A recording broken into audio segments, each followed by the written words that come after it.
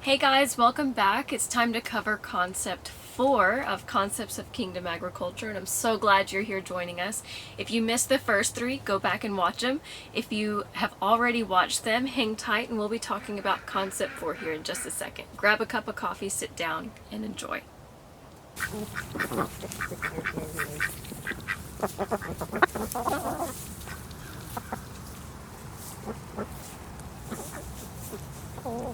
Concept 4 is that God will not forsake you.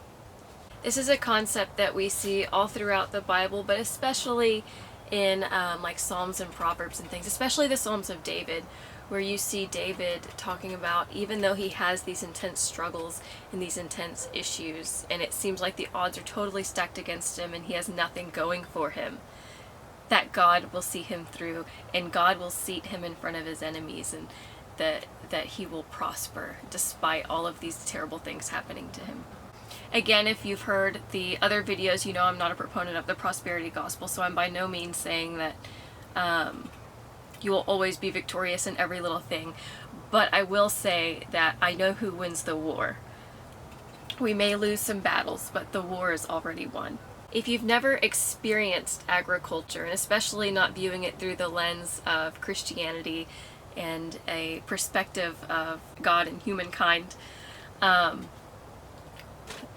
there's a lot of similarities between the way that we steward creation and the way that God stewards us. And I believe in my heart that it's one of the schemes of the enemy is to try to keep us out of agriculture because he knows that we can't help but face God there. And I know that it's kind of a huge roadblock for a lot of people to get into agriculture because honestly they have a fear of failure. They have a fear of starting and that God won't come through for them and that things are going to blow up in their face and they just wouldn't be good at it anyway. I can't count the amount of times that I've heard people speak double-mindedly saying, oh no, I don't want that, and then saying, yeah, unfortunately I just can't. And it's like, okay, well, what is really going on in your heart? Because you're saying one thing, but then I can hear your heart speak and it says another. You know, I really believe that we all have this desire within us to steward creation well. Whether it be a windowsill garden or a large farm. I think that's something that our heart yearns for because that's what we were created for, is to steward creation and to give God glory and to walk with him. And it's really easy to miss that when we're constantly surrounded in a world of man-made things. You know, it's really easy to overlook God in a world of man-made things focused on man's central things. But if we step into creation, we can't help but see the fingerprint of God. So talking about these similarities between the way that we are to steward creation and the way that God stewards us, I want you to think about how if I have animals, or a garden, animals or a garden, let's say both, I really do my best to take care of their needs. And I'm a human, so I'm not perfect, so I don't always take care of every single micro need perfectly, but I do my best.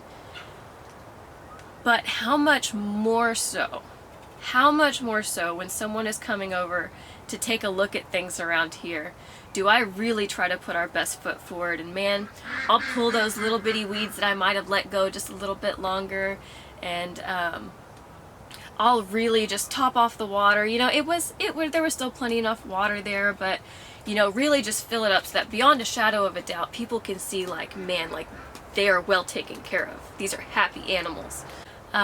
I believe that it is the same when God stewards us.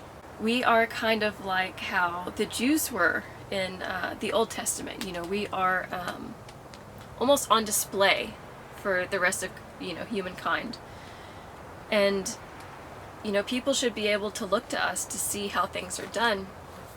And so I truly feel in my heart that even though we may face mocking and ridicule, that in judgment and criticism and all of those things, I really believe in my heart that when it's important, God will make sure that we are on display well. That people will see his glory and his goodness and his provision for his people, even in the midst of what may appear like lack. And like I said, again, it's not that we won't ever, people will obviously see our failures and they will love to call them out. That typically comes from a place of judgment. When you see Jesus in the New Testament, he's not focused on the overly judgmental and the overly religious and the overly self-righteous. He came for the sinner and the tax collectors and the harlots, and these are the people that he chose to really reveal himself to. The woman at the well, that's the first person that he said, yeah, me, yeah, I'm the Christ that you're waiting for. So while we may receive criticism and we may experience these things that may seem like God has forsaken us in our time of need, and God, how could you let this random situation pop up that would make me look so bad in front of these people? Maybe that's not the focus. I can't think of a better example than we had a friend come over from Florida, and let me tell you, my house is a wreck about 95% of the time. And it wasn't any exception this day. Actually, we had cleaned a whole bunch because we knew that there were going to be people around. And they came over for the day, actually not even the day, it was just a few hours. They came over for a few hours. And we were talking like a couple days later, and my friend was like, I just don't understand. Like, are you just a naturally joyful person? And I'm like, well, I guess, maybe. I'm not like overly, negative or pessimistic, I guess. But what was so impactful?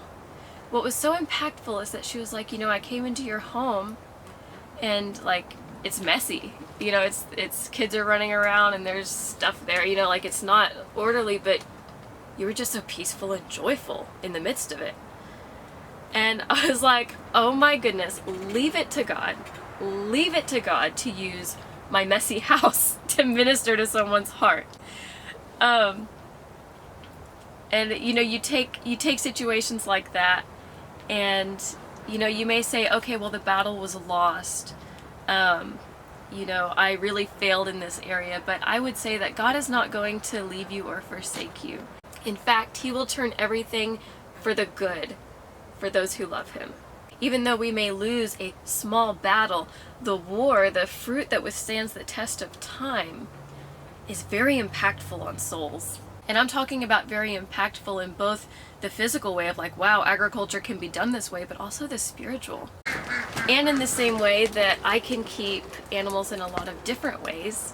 I can keep chickens in a tractor and it be wonderful and satiating to their chickenness, or I can keep chickens free range and it can be wonderful and satiating to their chickenness, or I can keep them over bedding in a stationary coop and it still be very satiating to their chickenness. You can keep chickens healthy and well in a plethora of different ways and methods. I think God does the same thing. You can see it. He doesn't choose just one social economical class. He doesn't choose just one race. He doesn't choose just one region. He doesn't pick just one demographic to be his people. And just like you don't need any prerequisites to follow Christ, all you need to do is put your faith in Jesus and love him. All you got to do is step into agriculture. Anyone can do this. You don't need all the finances. You don't need all of these things. If you're setting out to do things God's way, he's going to honor that. I can't tell you the amount of times that we have accidentally done the exact perfect thing that we needed. For example, the garden where the trees are.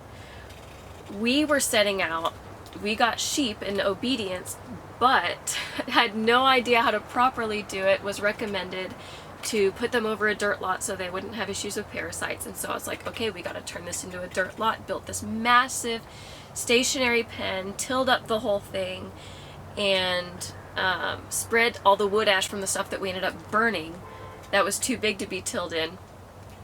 Well, come to find out, and then had the sheep over it for 2 months until we learned about intensive grazing. Come to find out, that was an excellent way to prepare a garden space. If you look at the soil in there, it's like beautiful, absolutely beautiful. And it was It was divinely by accident. He knew that there would be a garden there. He knew that the sheep would end up going on grass. And he knew that he would guide us every step. He would never leave us, never forsake us, and he would work all things for our good. Alright guys, that's it for this concept. Thank you so much for sticking around and listening. If you liked it, subscribe so you know when the next one comes out. I hope you have a fantastically blessed day.